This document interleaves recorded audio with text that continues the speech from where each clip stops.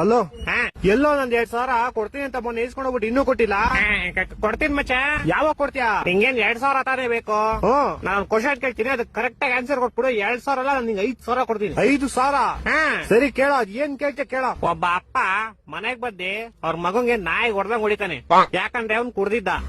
ಇವಾಗ ಇದ್ರಲ್ಲಿ ಕುಡ್ದಿದ್ದ ಯಾರು ಹೇಳು? ಅಪ್ಪ ಮನೆಗ್ ಬಂದು ಅವ್ರ ಮಗನ್ ಕೊಡ್ದ, ಯಾಕಂದ್ರೆ ಅವ್ನ್ ಕುಡ್ದಿದ್ದ.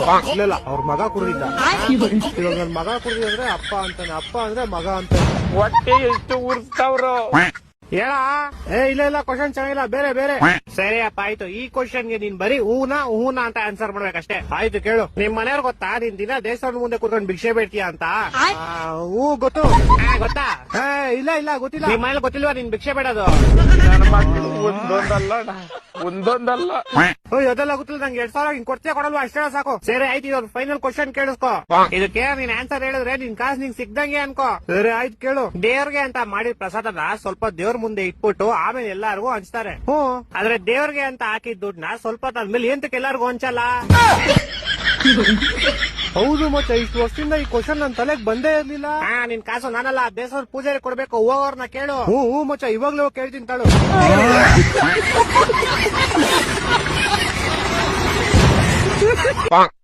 ಹಲೋ ಹಲೋ, ಈ ಆಟೋಮೇಟೆಡ್ ಕಾಲು ನಿಮ್ ಬ್ಯಾಂಕ್ ಕಡೆಯಿಂದ ಇಷ್ಟ ದಿವಸ ಮೈನಸ್ ಅಲ್ಲಿ ಇದ್ದಿದ್ ನಿಮ್ ಅಕೌಂಟ್ಗೆ ನಿನ್ನೆ ಸಡನ್ ಆಗಿ ಕಾಸು ಬಂದಿದೆ. ಹೌದೌದು, ಸ್ಯಾಲ್ರಿ ಬಂತು. ಏನೀಗ?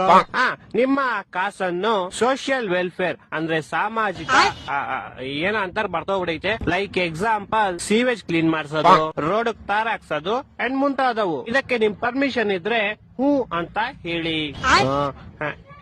ಇಲ್ಲ ಸರ್, ನೀವ್ ಇಲ್ಲ ಅಂದ್ರ ಎಸ್ ನಿಮ್ ಕಡೆಯಿಂದ ನಮ್ಗೆ ಪರ್ಮಿಷನ್ ಸಿಕ್ಕಿದೆ. ನೀವು ಇಲ್ಲ ಅಂದಿದ್ದು ಹೂ ಅಂದಿಲ್ಲ ಸರ್, ನೀವ್ ಇಲ್ಲ ಅಂದ್ರ ಎಸ್ 2ನೇ ಸರಿನೂ ಕನ್ಫರ್ಮ್ ಆಗಿ ಸಿಕ್ಕಿದೆ. ಸರಿ 2 ಸೆಕೆಂಡ್ ಅಲ್ಲಿ ನಿಮ್ಮ ಅಕೌಂಟ್ ಇಂದ ದುಡ್ಡು ಹೆಂಗ್ತೀವಿ.